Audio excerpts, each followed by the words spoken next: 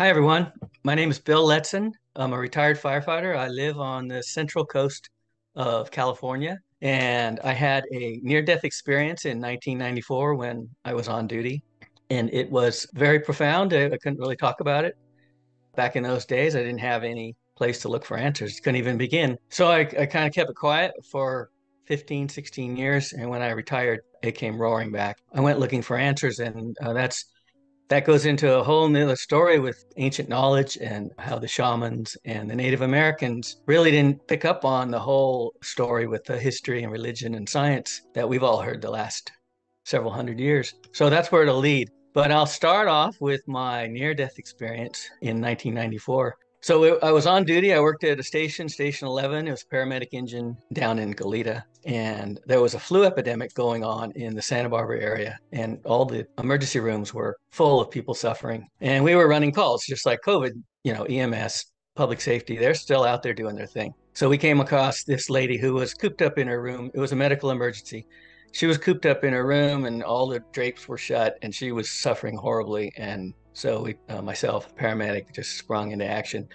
And I climbed across her to get a mask on her. And just as I was getting it adjusted, she exhaled and I inhaled and I felt it go right in. So after a couple of days, I was super ill, like I've never been before. And it got so ill that I needed an ambulance. And I remember I got out of bed and it was doing this dehydration thing where, you're throwing up and it's going the other way and you're just running out of fluids in your body. And I looked in the mirror and I looked super gaunt, like a skeleton. I was dark and I said, well, something's wrong here. And my heart rate was just racing. It was like 150. And I felt my pulse in my radial pulse, down by your wrist. And I couldn't get a pulse. So I knew my blood pressure was below 80. So I called my family. My niece dialed 911 and Santa Barbara County Fire came, picked me up, started a couple of IVs, took me in code 3 to the ambulance to a hospital in Santa Maria. And I went into a place that was full of people with the same type of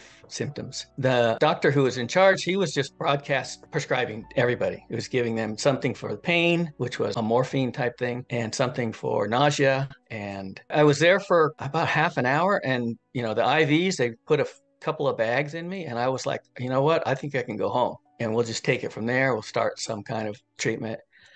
And the nurse came in and said, nope, these are orders. Everyone in here is getting the same thing. And me being a good sport, I said, sure. And I was sitting up, ready to go home. And she pushed the Nubane, which is a synthetic morphine, and the other thing for nausea. I didn't have neither one of those things were bothering me, nausea or severe pain. But anyway, my wife said she pushed it all in at once and your eyes rolled back. It was like watching a cartoon.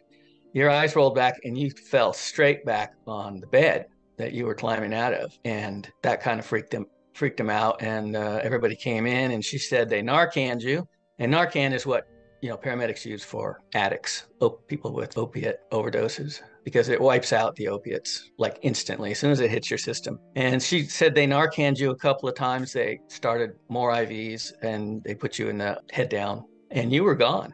And they couldn't get a blood pressure. It was, you were down 40 over 0. And they put you up in intensive care and I spent the night there. In the morning, they said the only reason you probably survived was I was a triathlete. I was doing Ironmans and stuff.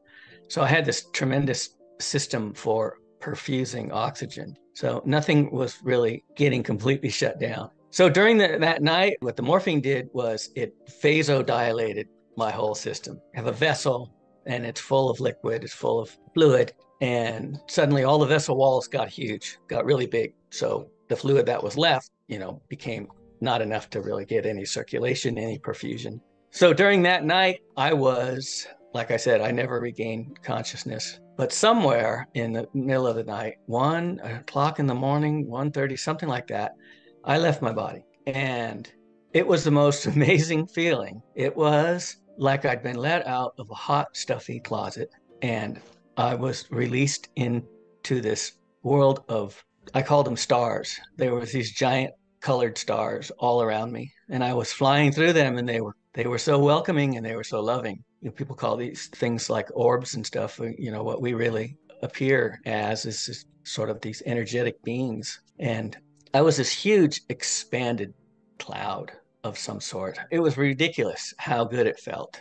So I'm flying along and just feeling ecstatic, like some sort of cosmic orgasm. It was just flowing through me, and like somebody was pouring honey all over my brain, and it was running down through all my nerves, and everything was just alive and exhilarating. It's a real challenge to come here into this place, into this world.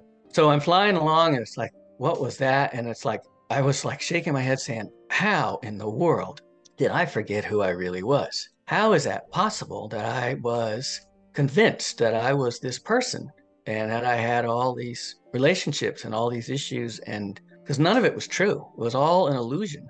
And it was some sort of a trick or a game that comes with coming into the material world, coming into Earth as a person. So I'm flying along, and these orbs are all around me, these stars, these colored, wonderful things. And they're just, everything was acceptance and love and joy and like a homecoming. Like I was parading through this group. And all of a sudden I landed. I landed in a place that was solid. It was real. It had indirect lighting. There were tables there and equipment, and there were beings there. And right in front of me were these three short little dumpy guys in these dark robes with hoods, and I could see parts of their faces, and they were smiling from ear to ear. Their eyes were bright, and they were asking me all kinds of questions, and they were giggling, and I was very confused. But I saw a picture of this movie Communion, and so I watched the movie. This was years ago, and those dark little elf-looking guys that Christopher Walken is hanging with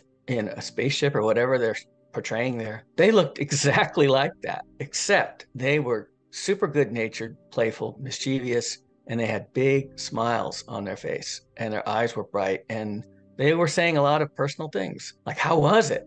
What can you tell us? What did you learn? And one of them looked at me, and he turned to the other two, and he said, he doesn't remember us. And they all started giggling. And I was thinking, I kind of remember you guys, but I'm having a little trouble here. And then there was this other guy, and he was kind of in charge. And he was this tall, wispy guy, like a kind of a trimmed down Gumby or one of those cactus. And he looked like he was made out of vapor or mist or something. And when he walked, it was like I was looking at somebody underwater. Parts of him were separating and then catching up. And he smiled from ear to ear. And he had the brightest eyes. So this tall, wispy guy, he was kind of in charge, but it wasn't like he was doing his job because everything was sort of mischievous. Everyone was just sort of bouncing around. And when he came close to me, my chest expanded, my throat was constricted, and I felt like I was going to burst into uncontrollable crying from love. There was so much love coming from this being that it was overwhelming. So there wasn't much going on there. It wasn't very organized. The three guys were giggling and bouncing around, and the tall, wispy guy was just kind of chuckling and smiling.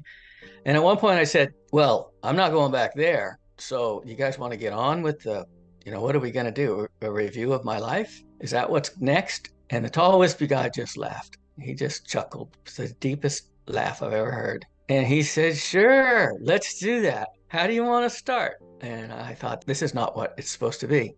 So anyway, I told a few stories, nothing, no big regrets. Just a couple of things. There was a park ranger job on an island. My wife wanted me to take it. We would have been on an island by ourselves for the summer, and I took this other job. I thought it would be nice if I would have taken that job, but that's the only thing that came up. And he said, okay, that's enough. Time to go back. And I was like, go back? I'm like, dude, no way. I am not going back. What are you talking about? I'm here. He said, nope, you got things to do, and you're going back. And the three little guys, it's like they were reassigned. They just disappeared off to some other place in this facility, whatever it was. And he came forward towards me and said, time to go back. And I said, I had to try.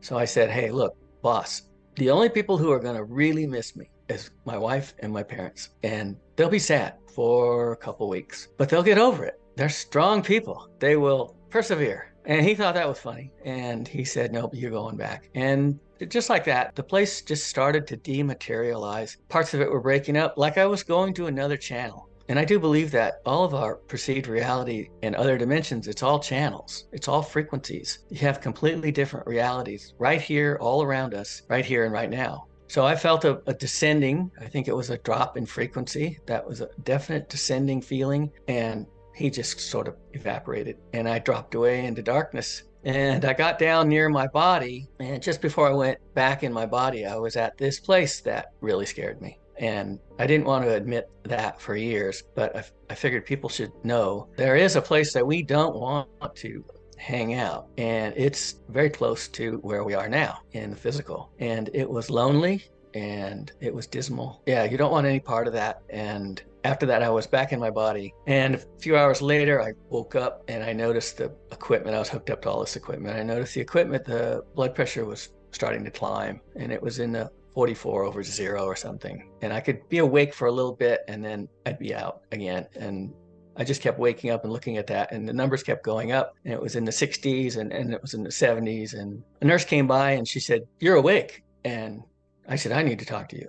She goes, I need to tell the doctor. And you've been on, we didn't know what was going to happen with you. And I said, "Okay, but first," I go, "what am I doing back here? I was home. I was with my best friend, my brothers I'd known forever. How is it that I got back here?" And I said, "I thought I bought the farm. I was sure of it." And she said, "Honey, you were in escrow, but you fell out. And now you're back with us and you're going to have to get over it." And I thought that was pretty good. But I was pretty depressed for a few days, not clinically depressed like some people suffer from, but sad to be back. And you could feel it slipping away. You could feel that it was going to fade. And pretty soon you could talk yourself out of that it even happened. And I told everybody I knew, I said, "Hey, there is nothing ever to worry about with this death thing. It's a joke. We've got it completely backwards. It's an absolute 10 million% upgrade instantly." So some guys would come to me if they lost a child or a parent and they were struggling. And I'd tell them that exact thing. I said, "Nobody died. We've just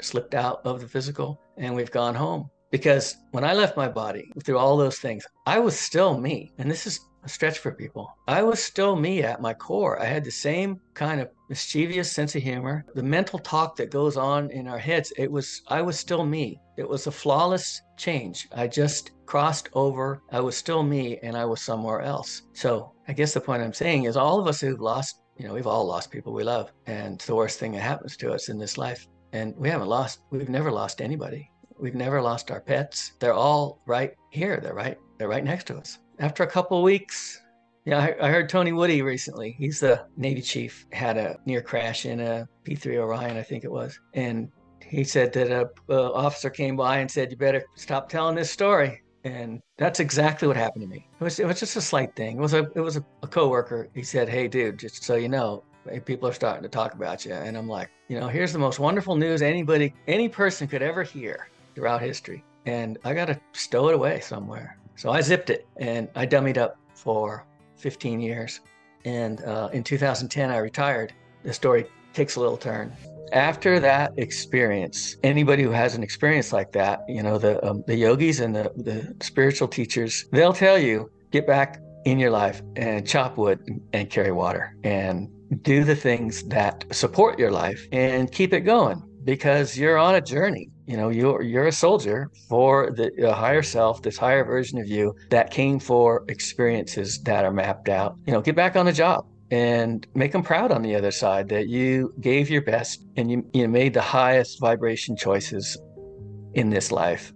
It's up to us to create our vibration. When we live our life and our vibration is low because we've been selfish and self-centered and mean-spirited, and we all know these people. We've all met them. And when we leave our bodies, when we die and leave our bodies, our vibration is going to match that low vibration of those lower places, and that's where we'll be stuck. It's not forever. It's just till we sort out where we went wrong in this life, and because we are these infinite, amazing beings. If you listen to those people who, they give a video about going to hell, almost every time it's like they sort it out. One woman was in a coma for weeks, and at one point she sorted it out, and she started singing a spiritual song that she sang in church, and she popped right out of hell. And she said that most of the time she had no idea she was dead. This thing about leaving this world in an astonished state You know, you're going to bump around in these low vibrational places until you can sort out that astonishment.